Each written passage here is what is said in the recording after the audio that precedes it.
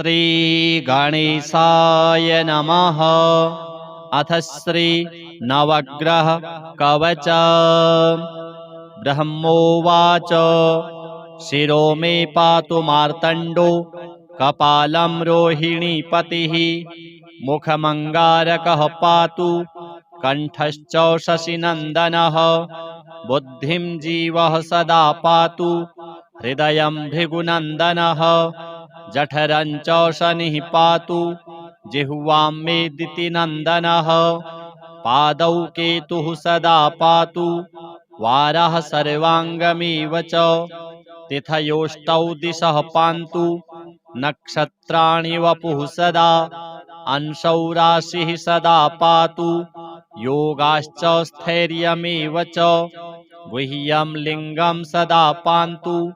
सर्वे ग्रहाः शुभप्रदाः अणिमादीनि सर्वाणि लभते यः पठेद् ध्रुवाम् एतां रक्षां पठेद् यस्तु भक्त्या स प्रयतः सुधीः स चिरायुः सुखी पुत्री रणे च विजयी भवेत्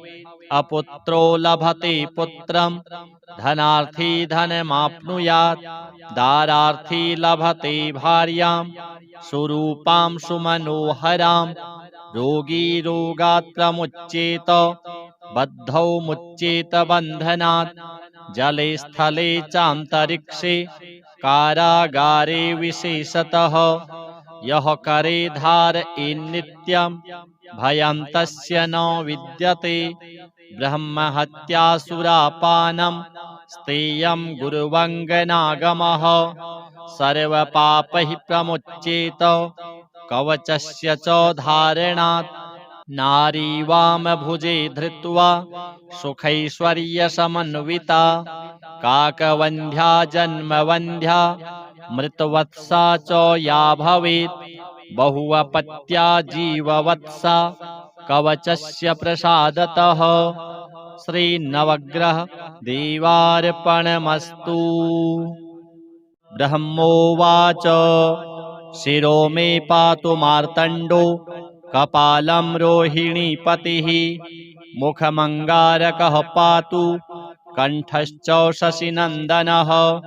बुद्धिं जीवः सदा पातु हृदयं भृगुनन्दनः जठरं च शनिः पातु जिह्वां मे दितिनन्दनः पादौ केतुः सदा पातु वारः सर्वाङ्गमेव च तिथयोष्टौ दिशः पान्तु नक्षत्राणि वपुः सदा अंशौ राशिः सदा पातु योगाश्च स्थैर्यमेव च गुह्यं लिङ्गं सदा पान्तु सर्वे ग्रहाः शुभप्रदाः अणिमादीनि सर्वाणि लभते यः पठेद् ध्रुवाम् एतां रक्षां पठेद् यस्तु भक्त्या स प्रयतः सुधीः स चिरायुः सुखी पुत्री रणे च विजयी भवेत् अपुत्रो लभते पुत्रं धनार्थी धनमाप्नुयात् दारार्थी लभते भार्यां सुरूपां सुमनोहरां रोगी रोगात् प्रमुच्येत बद्धौ मुच्येत बन्धनात् जले स्थले चान्तरिक्षे कारागारे विशेषतः यः करे धारयेन्नित्यं भयं तस्य न विद्यते ब्रह्महत्यासुरापानं स्तेयं गुरुवङ्गनागमः सर्वपापैः प्रमुच्येत कवचस्य च धारणात् नारी वामभुजे धृत्वा सुखैश्वर्यसमन्विता काकवन्ध्या जन्मवन्ध्या मृतवत्सा च या भवेत् बहुअपत्या जीववत्सा कवचस्य प्रसादतः श्रीनवग्रह देवार्पणमस्तु। ब्रह्मोवाच शिरो मे पातु मार्तण्डो कपालं रोहिणीपतिः मुखमङ्गारकः पातु कण्ठश्च शशिनन्दनः बुद्धिं जीवः सदा पातु हृदयं भृगुनन्दनः जठरं च शनिः पातु जिह्वां मेदिति नन्दनः पादौ केतुः सदा पातु वारः सर्वाङ्गमेव च तिथयोष्टौ दिशः पान्तु नक्षत्राणि वपुः सदा अंशौ राशिः सदा पातु योगाश्च स्थैर्यमेव च गुह्यं लिङ्गं सदा पान्तु सर्वे ग्रहाः शुभप्रदाः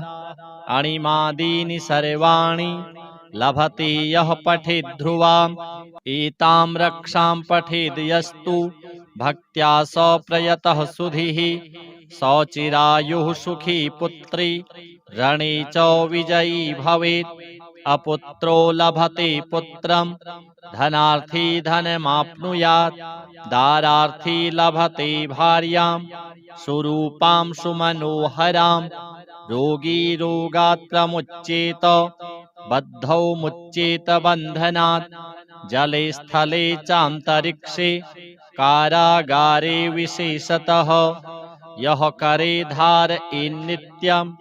भयं तस्य न विद्यते ब्रह्महत्यासुरापानं स्तेयं गुरुवङ्गनागमः सर्वपापैः प्रमुच्येत कवचस्य च धारणात् नारी वामभुजे धृत्वा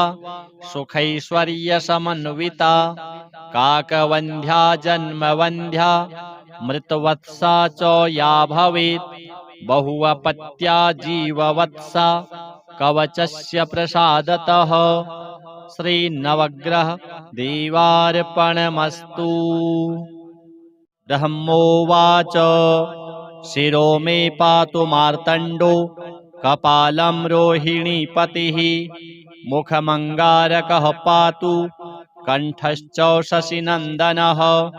बुद्धिं जीवः सदा पातु हृदयं भृगुनन्दनः जठरं च शनिः पातु जिह्वां मेदिति नन्दनः पादौ केतुः सदा पातु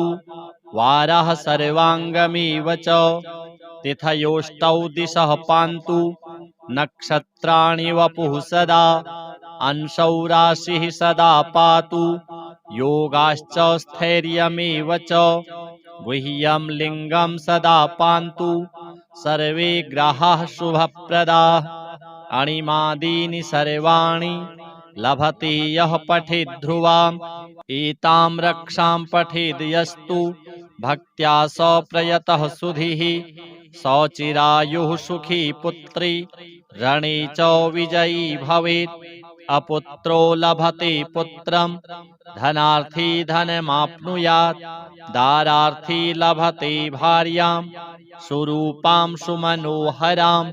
रोगी रोगात् प्रमुच्येत बद्धौ मुच्येत बन्धनात् जले स्थले चान्तरिक्षे कारागारे विशेषतः यः करे धारयेन्नित्यं भयं तस्य न विद्यते ब्रह्महत्यासुरापानं स्तेयं गुरुवङ्गनागमः सर्वपापैः प्रमुच्येत कवचस्य च धारणात् नारी वामभुजे धृत्वा सुखैश्वर्यसमन्विता काकवन्ध्या जन्मवन्ध्या मृतवत्सा च या भवेत् बहुवपत्या जीववत्सा कवचस्य प्रसादतः श्रीनवग्रह देवार्पणमस्तु। ब्रह्मोवाच शिरो मे पातु मार्तण्डो कपालं रोहिणीपतिः मुखमङ्गारकः पातु कण्ठश्च शशिनन्दनः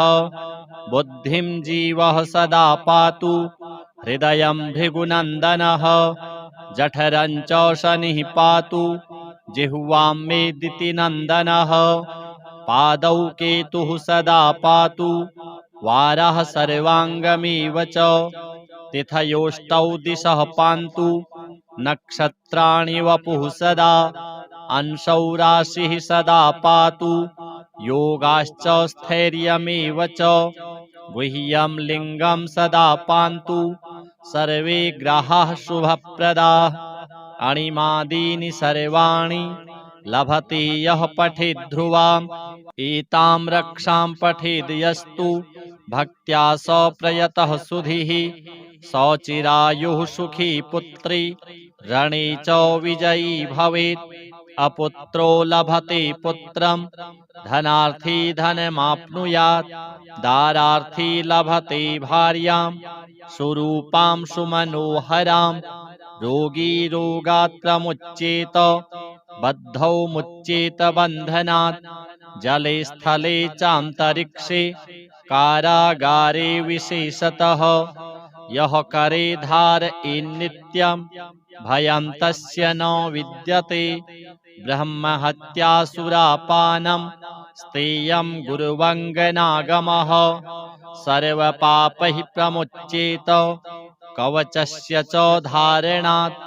नारी वामभुजे धृत्वा सुखैश्वर्यसमन्विता काकवन्ध्या जन्मवन्ध्या मृतवत्सा च या भवेत् बहुअपत्या जीववत्सा कवचस्य प्रसादतः श्रीनवग्रह देवार्पणमस्तु। ब्रह्मोवाच शिरो मे पातु मार्तण्डो कपालं रोहिणीपतिः मुखमङ्गारकः पातु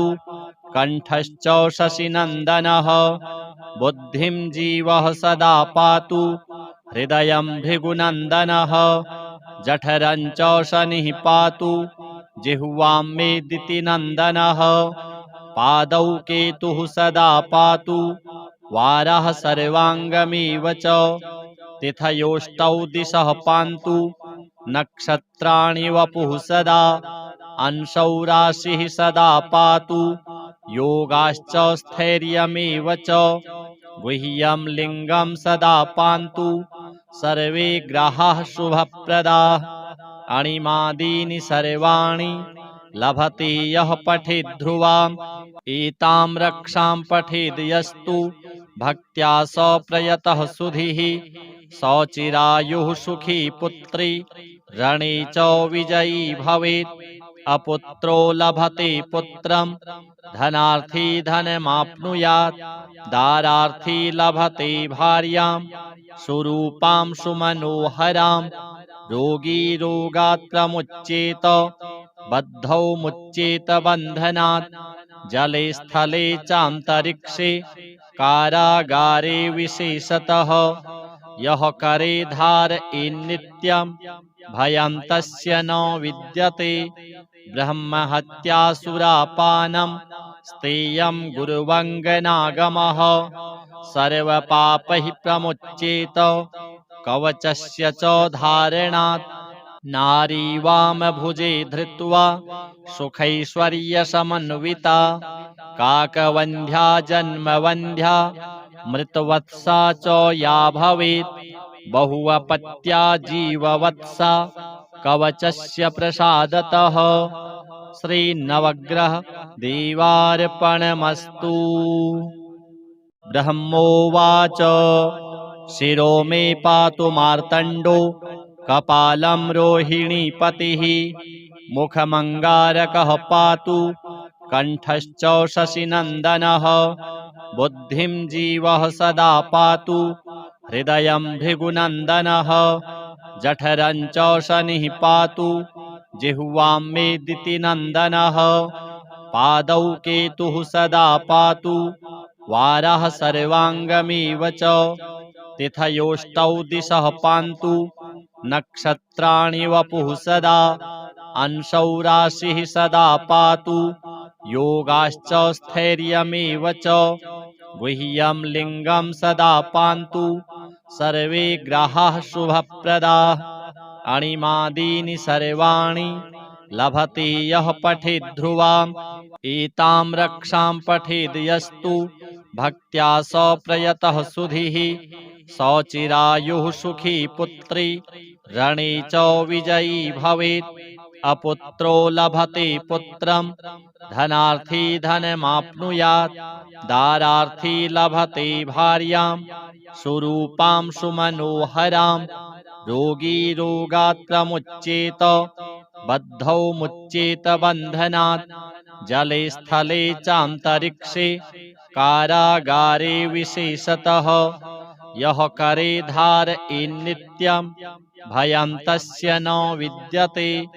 ब्रह्महत्यासुरापानं स्तेयं गुरुवङ्गनागमः सर्वपापैः प्रमुच्येत कवचस्य च धारणात्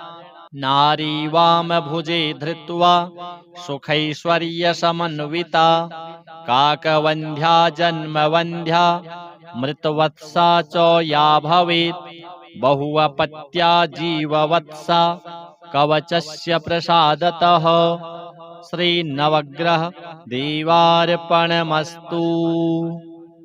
ब्रह्मोवाच शिरो मे पातु मार्तण्डो कपालं रोहिणीपतिः मुखमङ्गारकः पातु कण्ठश्च शशिनन्दनः बुद्धिं जीवः सदा पातु हृदयं भृगुनन्दनः जठरं च शनिः पातु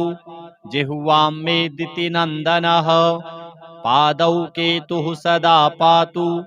वारः सर्वाङ्गमेव च तिथयोष्टौ दिशः पान्तु नक्षत्राणि वपुः सदा अंशौ राशिः सदा पातु योगाश्च स्थैर्यमेव च गुह्यं लिङ्गं सदा पान्तु सर्वे ग्रहाः शुभप्रदाः अणिमादीनि सर्वाणि लभते यः पठेद् ध्रुवाम् एतां रक्षां पठेद् यस्तु भक्त्या स प्रयतः सुधीः स चिरायुः सुखी पुत्री रणे च विजयी भवेत् अपुत्रो लभते पुत्रं धनार्थी धनमाप्नुयात्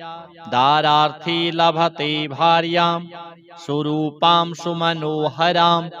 रोगी रोगात् प्रमुच्येत बद्धौ मुच्येत बन्धनात् जले स्थले चान्तरिक्षे कारागारे विशेषतः यः करे धारयेन्नित्यं भयं तस्य न विद्यते ब्रह्महत्यासुरापानं स्तेयं गुरुवङ्गनागमः सर्वपापैः प्रमुच्येत कवचस्य च धारणात् नारीवामभुजे धृत्वा सुखैश्वर्यसमन्विता काकवन्ध्या जन्मवन्ध्या मृतवत्सा च या भवेत् बहुअपत्या जीववत्सा कवचस्य प्रसादतः श्रीनवग्रह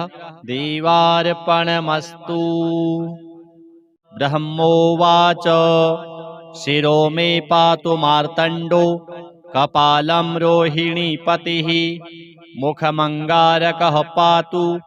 कण्ठश्च शशिनन्दनः बुद्धिं जीवः सदा पातु हृदयं भृगुनन्दनः जठरं च शनिः पातु जिह्वां मे दितिनन्दनः पादौ केतुः सदा पातु वारः सर्वाङ्गमेव च तिथयोष्टौ दिशः पान्तु नक्षत्राणि वपुः सदा अंशौ राशिः सदा पातु योगाश्च स्थैर्यमेव च गुह्यं लिङ्गं सदा पान्तु सर्वे ग्रहाः शुभप्रदाः अणिमादीनि सर्वाणि लभते यः पठेद् ध्रुवाम् एतां रक्षां पठेद् यस्तु भक्त्या स प्रयतः सुधीः स चिरायुः सुखी पुत्री रणे च विजयी भवेत् अपुत्रो लभते पुत्रं धनार्थी धनमाप्नुयात् दारार्थी लभते भार्यां सुरूपां सुमनोहरां रोगी रोगात् प्रमुच्येत बद्धौ मुच्येत बन्धनात्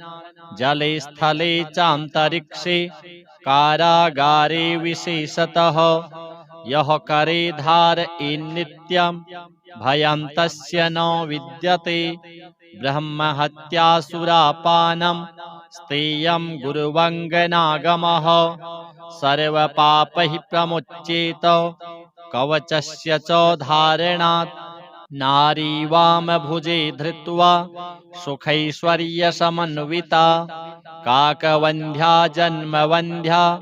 मृतवत्सा च या भवेत् बहुअपत्या जीववत्सा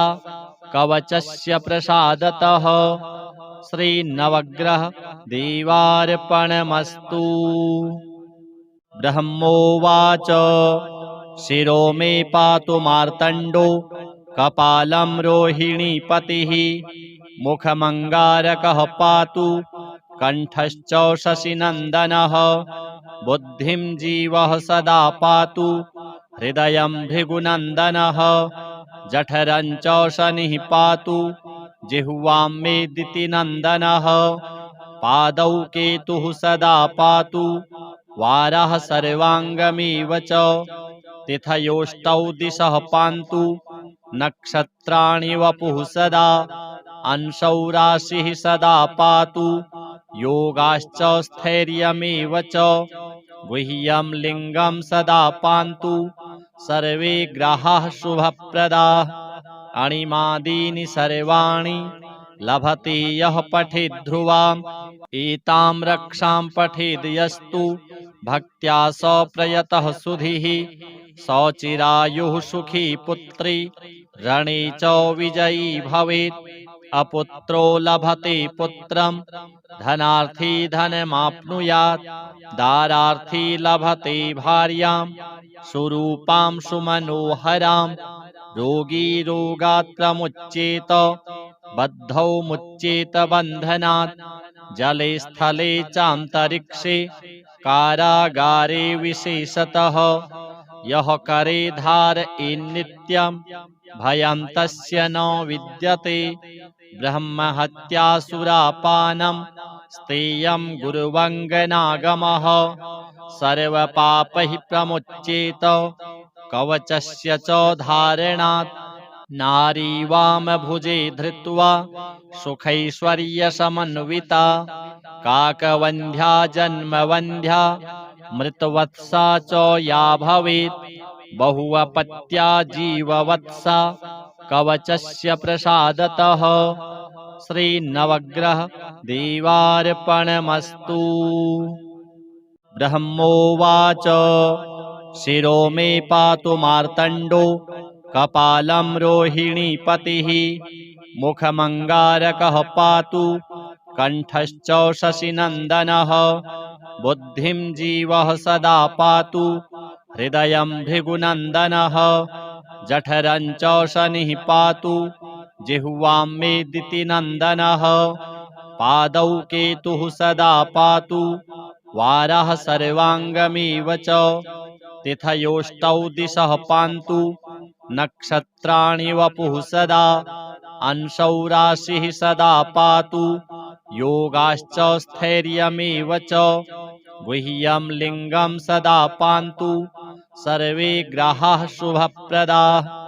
अणिमादीनि सर्वाणि लभते यः पठेद् ध्रुवाम्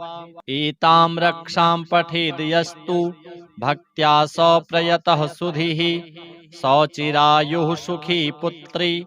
रणे च विजयी भवेत् अपुत्रो लभते पुत्रं धनार्थी धनमाप्नुयात् दारार्थी लभते भार्यां सुरूपां सुमनोहरां रोगी रोगात् प्रमुच्येत बद्धौ मुच्येत बन्धनात् जले स्थले चान्तरिक्षे कारागारे विशेषतः यः करे धारयेन्नित्यं भयं तस्य न विद्यते ब्रह्महत्यासुरापानं स्तेयं गुरुवङ्गनागमः सर्वपापैः प्रमुच्येत कवचस्य च धारणात् नारी वामभुजे धृत्वा सुखैश्वर्यसमन्विता काकवन्ध्या जन्मवन्ध्या मृतवत्सा च या भवेत् बहुअपत्या जीववत्सा कवचस्य प्रसादतः श्रीनवग्रह देवार्पणमस्तु।